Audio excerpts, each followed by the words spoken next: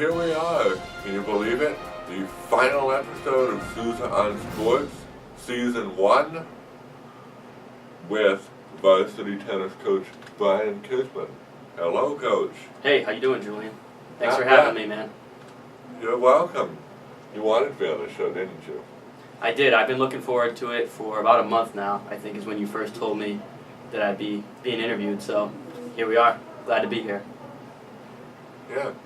So, I don't know if you know, but we have the questions. You can see these right here, but I still have to read them for the crowd. Yep. And you answer to the best of your ability, and then the job is done. Sounds good. So, when did you begin playing tennis? My tennis career started when I grew up in San Jose, California, and I'd play tennis with my family down at the parks there. And it was mostly a recreational thing for me. I never played competitive tennis, even in high school. I would just play recreationally during the spring and summer months when I lived in Massachusetts. I was more of a baseball guy growing up, so I played baseball my whole life, and tennis was something that I just always did for fun, but I took a liking to it, mostly because my father played a lot when we were younger. He'd play with me, and he was a good tennis player, so it made me want to get better. And that's how it kind of took off from there. Thank you. That was very interesting. I think this is the most detailed response I've gotten so far in this spiel here. Yeah, I rambled on a little bit there, but there's a lot to talk about, so we can get to the next question.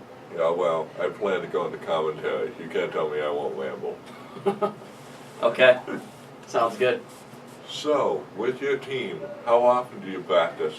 We practice every weekday, and sometimes we practice on the weekends.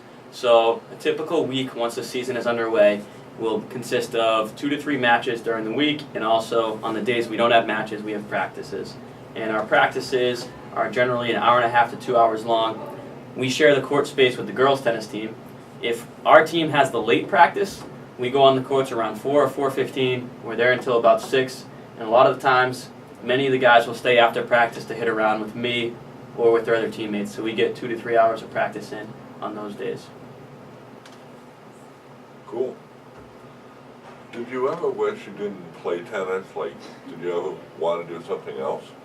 There's times where I would get frustrated if I'm playing a tennis match, for instance, against one of my friends, or even when I'm playing against one of the players on my team. If things aren't clicking for me that day, sometimes I get frustrated, but it's not a long-term thing where I say I wish I didn't play tennis.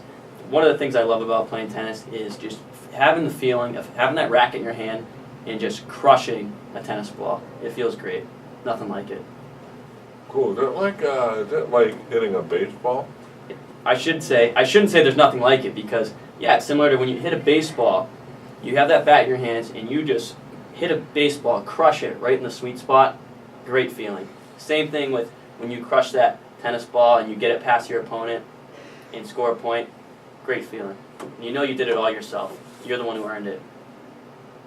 Oh, it's got to be really, really great. Yes, you've probably had feelings like that before playing sports. I've seen you. I think so. Although I think I'm more suited for the referee or commentator thing. I've seen you do that well too. About the refereeing? Yeah, you remember when I had that thing with Stoopy? I do. You were down at the gym for that. I was. Okay.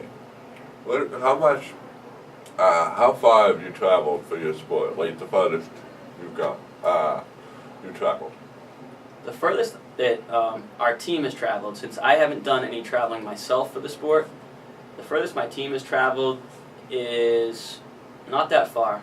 Weston this year, for instance, about a 45 or 50-minute bus ride over there, and we traveled to their place this year. We got our butts kicked. It's a really good team. I think we lost 0-5 in Weston. That's the furthest we traveled. Generally, we are in the Dual Valley Conference or somewhere in central Massachusetts, so we travel to Worcester a couple of times a year. Yeah.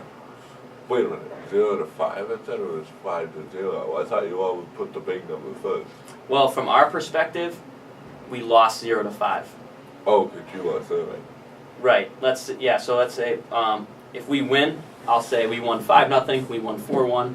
or we won 3-2. If we lost, I'll say we lost 2-3, 1-4, or 0-5. Oh, you always put yourself first. Yeah. See, that's the first time I've ever seen that one happen. In the papers, it'll be the winner first. But just from my perspective, I say our number first. Because I've never played tennis. Come down to Although I thought about playing tennis at one point, but I stuck to horseback riding and soccer. There you go. You can always hit around. It's a lifelong game. That's one of the great things about tennis. You'll see people of all ages and abilities playing tennis. And there's something for everybody, and there's variations that can occur with tennis. The balls can be bouncier for younger kids, or people who want a bouncier ball to make things a little bit more easier for them so they can play. It's a fun sport.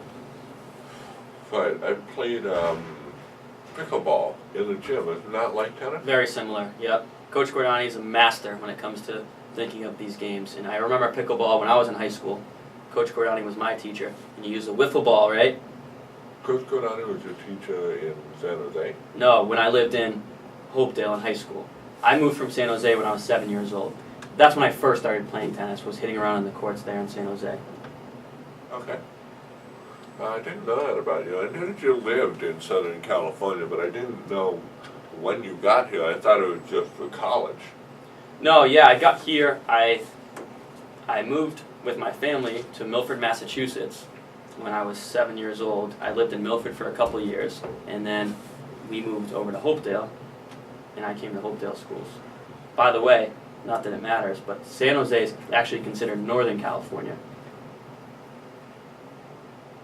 Not a big deal. All right, the Sharks play in Northern California. I'm thinking about all those teams that are in Southern California. You know what? A lot of people from around here think it's Southern California, but when you're out there, it's considered NorCal. Northern California near Oregon? Not that far north. California is such a large state. It's not that far north, but if you were to split California in half, it's the northern half. Oh, see. Not way up. It's not way up there. I got that confused because I was thinking San Diego. San Diego, exactly, which is southern, near Mexico. That's like as far as you can go without getting down to Mexico or Arizona. Right. Okay. What is the best thing about tennis? There are a lot of great things about tennis. I talked about one of them earlier, the physical aspect of just crunching a ball, smashing it, and getting that winner past somebody.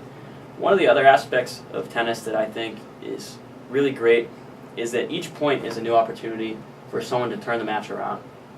So unlike basketball or soccer, where there's a lot more momentum involved in the sport, in tennis, a point is played one at a time. So say you have a few bad points in a row, mentally and physically, you can gear yourself up to turn it around on the next point and move forward. And that's one of the things I try to stress to my players, because there are times when they'll get down on themselves, and they have to know the number one rule of holes. This is what I tell them. I say, what's the number one rule of holes? The number one rule of holes is when you're digging yourself a hole, stop digging. So the next point, you turn it around, climb back out. That's what's great about tennis. You can bounce back.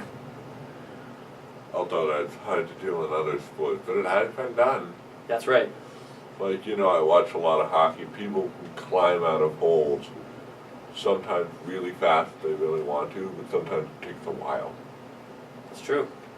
I do remember watching Game 7 against Toronto the other year. I do remember that. They were down 4-1 going into the third period, and they somehow dug themselves out of that hole, went to overtime, and Varsity scored the winner.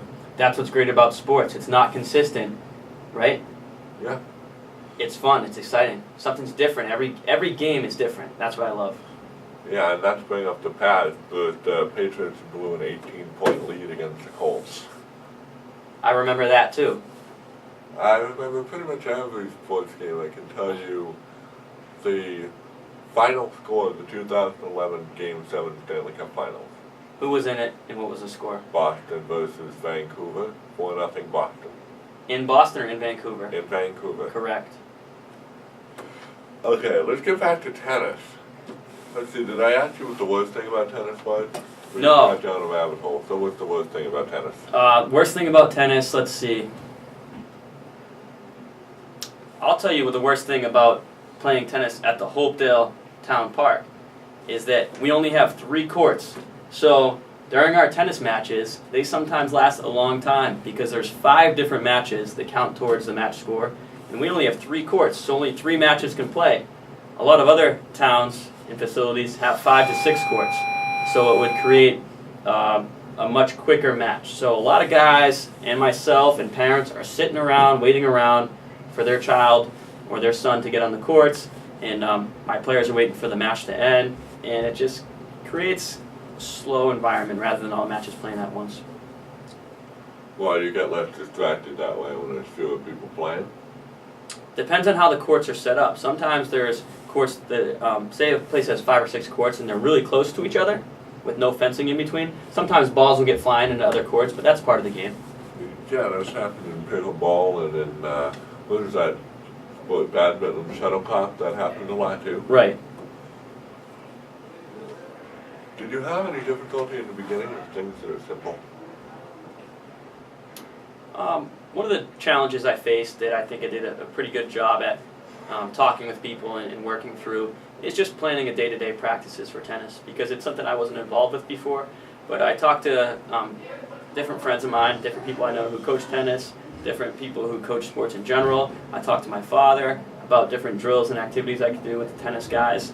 And also my first year coaching tennis, which was 4 seasons ago, I consulted with the seniors who had graduated previously and talked to them a little bit about what their team did and things that they would like to see happen again, things that they'd like to see changed. So that was one of the difficult things that I try to attack and face head on.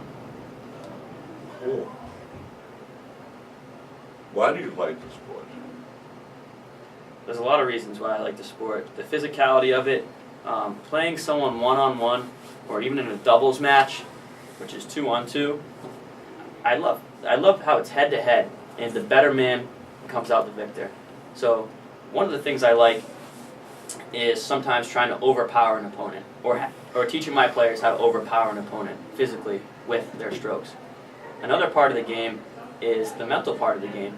In tennis, it's really important to be thinking 2 or 3 shots ahead and know your opponent's tendencies so you can figure out a way to pick him apart, mentally and physically. It's one of the great things about tennis. Find the other's weaknesses and exploit them. That's right. Not in life all the time, but if you need to get something to win, you find other people's weaknesses and you exploit them. Use them to your advantage. That's how people win championships. That's right. By finding the opponent's weakness and making him suffer for it. That's right. Okay, next question. What do you think of your next opponent? So, my team, we finished our 2014 spring season at 13-3. We earned the number 2 seed in the Central Mass Division III Very good. tournament. You didn't know that yet, did you? No. We earned the 2 seed. We play tomorrow, Thursday, at home against Tingsboro. And I don't know much about them. We don't have any mutual opponents this year, but I did look up their record and saw some of the opponents they played, and it looks like they're a pretty good team. They're the real deal. So we're ready for them. I hope so. Good luck. Thank you, sir. I only have a few more minutes, by the way, because I have a class to get to. Okay, so we just have a couple more questions. Sounds good. If you didn't play tennis, what career would you pursue in sports? Well, one of the things, I'm going to change this question around. I will say, when I was younger, if I didn't play baseball, I would have played tennis. If I could have played both, I definitely would have. I loved baseball. That was my first love for a sport.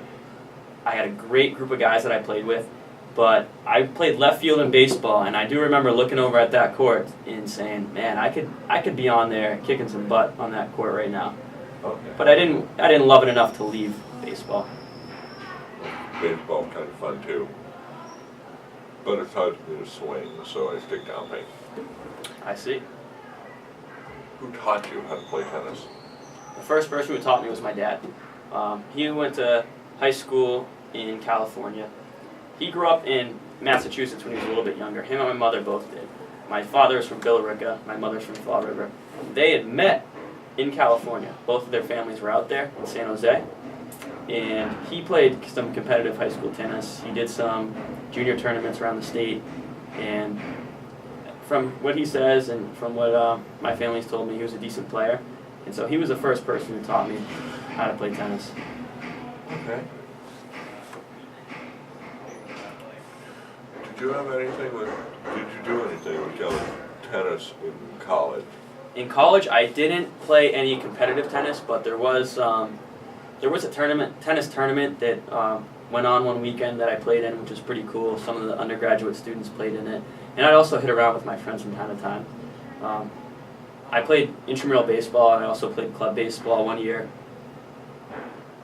But that's the extent of tennis in college. Yeah, I noticed you say you have a class, so one more question, you can see it. Sounds good. Do you have anything to say or have any advice for prospective tennis coaches around the world? Well, I love coaching my sport. These past 4 years, when I coached tennis, one of the things, it was like this in high school too. With tennis, you usually get a great group of guys. Same thing with golf. But the team itself, the guys that it consists of, are just a solid group of guys.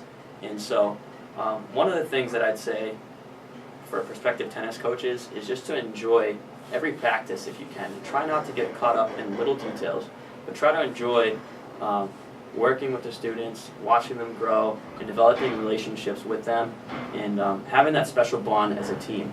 So I'm talking about all the inside jokes the team has, the tendencies that the team has, certain things that the guys will do that only you guys know about. That's a bond that you can cherish forever. And I would also take pictures, and we have Steve Bass for that, but there's pictures that are going to last me my entire life. I can look back and have team pictures with those guys, and it'll bring back some great memories. Thank you, Coach. You've been a great interviewee. And thank you, fans. This is the end of Sousa on Sports Season 1. You've been a great audience, and we'll see you next year. Thanks, Julian. That was great. Now, we're going to begin to turn this off.